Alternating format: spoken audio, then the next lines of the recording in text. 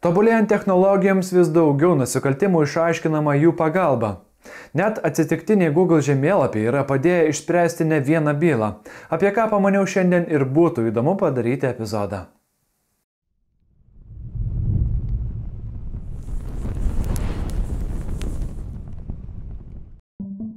2020 lapkritį Alzheimeriu serganti 83 Pauletė išėjo iš savo namų Belgijoje ir dingo be pėdsakų. Jos vyras Marcelis trumpam buvo išėjęs į lauką pakabinti skalbinių, o Pauletė tuo metu liko žiūrėti televizoriaus. Tačiau kai Marcelis sugrįžo, jos jau nebebuvo, ji tiesiog išėjo pro duris ir dingo.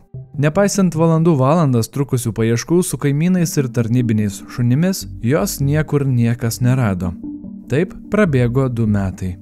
Vieną dieną jų kaimynas naršė Google Maps gatvės vaizdus savo apylinkėse ir pastebėjo kai ką keisto. Viename gatvės vaizde buvo užfiksuota šaligatviu einanti į Pauletę panaši moteris. Pasirodo, Google automobilis ją nufotografavo tuo pačiu momentu, kai ji išėjo iš namų. Tai buvo pirmoji šios dingimo istorijos užuomina per 2 metus. To pagalba tyrėjai galėjo atsekti jos žingsnius, taip atrandant krūmyną, kur moters jau nebebuvo įmanoma pasiekti per žemėlapius. Būtent to krūmyno viduje buvo rasti Pauletės kaulai. Spėjama, kad ji nukrito nuo šlaito ir įstrigo brūzgynuose, iš kurių nebepajėgė išlipti. Ten ji išsekusi ir mirė.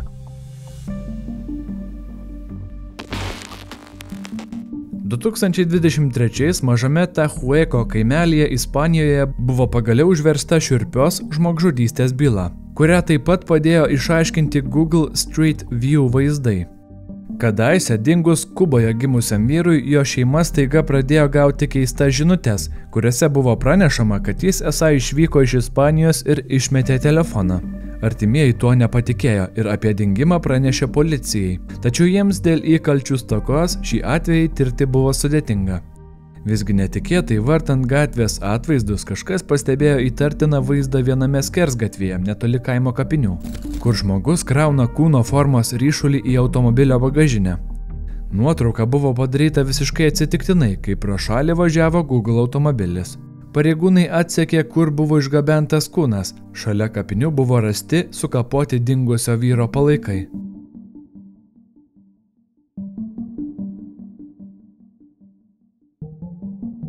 Dar kitose vaizduose buvo užfiksuota, kaip panašus ryšulys vežamas karučiu, ir tai leido identifikuoti 2 įtariamuosius – nužudytoją sugyventinę ir jos buvusįjį. Tyrimo metu išaiškėjo, kad žmogžudystės motyvas buvo pavydas ir finansiniai nesutarimai. Moteris turėjo romantiškų ryšių su abiem vyrais tuo pačiu metu, o santykiai buvo audringi ir konfliktiški.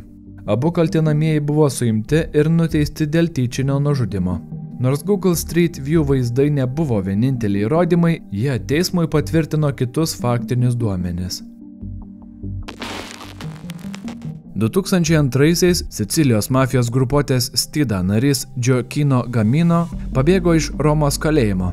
Po to jis slapstėsi ne 2 dešimtmečius. Pasikeitęs vardą į Manuel, jis įsikūrė Ispanijos Galapagar miestelyje, kur gyveno tyliai ir labai paprastai. Tačiau 2021-aisiais Italijos valdžia, naršydama Google Maps, rado įtartiną vaizdą. Vyras stovintis prie vienos parduotuvės buvo neįtikėtinai panašus į Gamino. Tyriant toliau buvo atrastas Sicilijos patiekalus tiekiančio restorano Facebooko puslapis, o jame Gamino nuotrauka virėjo aprangoje. Jo tapatybę padėjo patvirtinti ir unikalus randas ant smakro. Gamino buvo sulaikytas 2021 gruodį.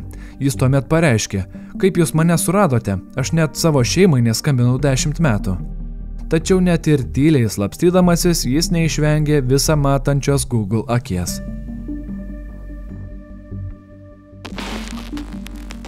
1997 lapkritį 40-metis vyras iš Floridos vardu Williamas Moldas išvyko iš naktinio klubo ir niekada nebegrįžo namo.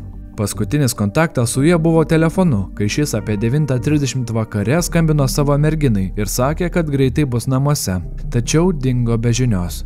Policija tyrė įvairias versijas, bet jokių pėdsakų neaptiko. Nei automobilio, nei kūno, jis tiesiog išnyko. Todėl byla buvo įšaldyta, o Williamas paskelbtas dingusiu be žinios. Ir tik po 22 metų, 2019, įvyko netikėtas lūžis. Vienas vyras, žiūrėdamas Google Earth palydovinis vaizdus vietinėse gyvenamosiose kvartaluose, pastebėjo neįprastą vaizdą. Automobilio formos objektą tvenkinyje. Priartinus vaizdą aiškiai matėsi paniręs automobilis. Vyras su draugu iš karto kreipėsi į policiją. Pareigūnai atvyko į vietą ir iškvietę spec tarnybas iškėlė automobilį.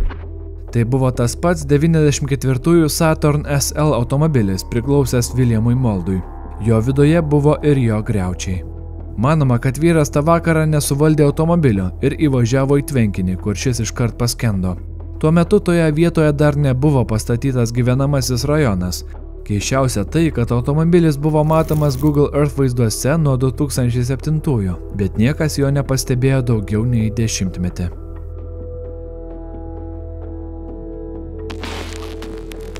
Kartą Groningene, Olandijoje, iš 14-mečio vaikino gatvėje buvo pavogtas dviratis, telefonas ir piniginė. Jį apvogė vyresni paaugliai. Nusivylęs, kad policija nesiima veiksmų, po pusmečio jis pats ėmėsi tyrimo. Naršydamas Google Maps gatvės vaizdus, jis rado nuotrauką, kurioje matyti, kaip keli vaikai vagia jo dviratį ir vaikiną apiplėšinėja. Šis įrodymas padėjo policijai sučiupti ir nubausti vagis.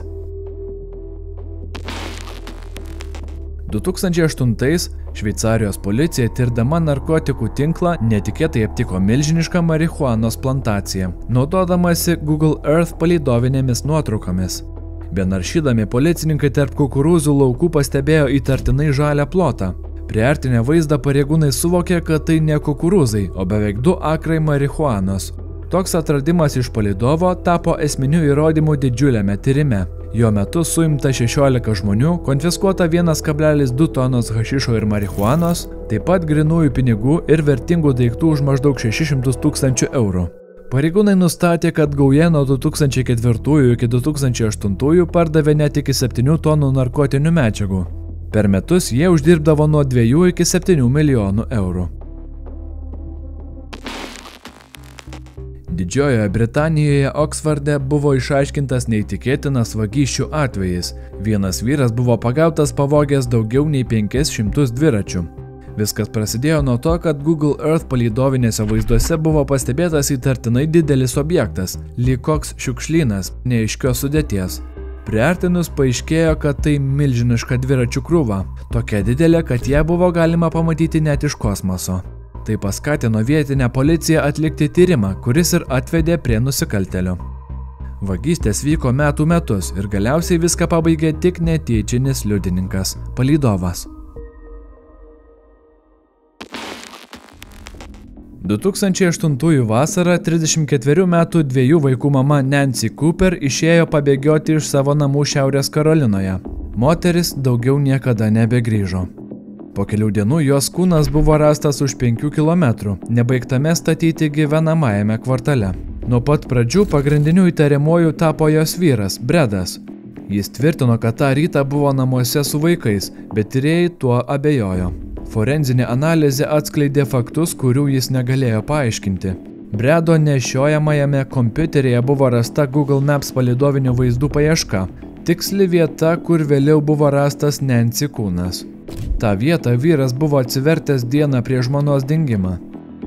Taip pat kompiuteryje buvo rasti ir elektroniniai laiškai bei žinutės, kurios liudijo, kad savo žmoną vyras visaip engdavo, perdėtai kontroliavo, naudojo psichologinį smurtą ir tai, kad Nancy planavo su vaikais pabėgti nuo jo į Kanadą.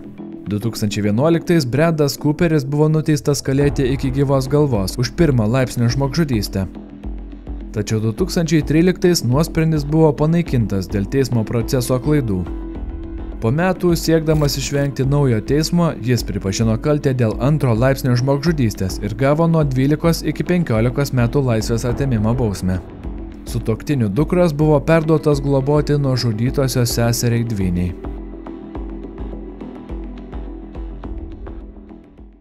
Kuri istorija jūs nustebino labiausiai? Lauksiu jūsų komentarų. Labai ačiū, kad žiūrite ir palaikote sureaguodami į vaizdo įrašų šiame kanale. Iki kito karto.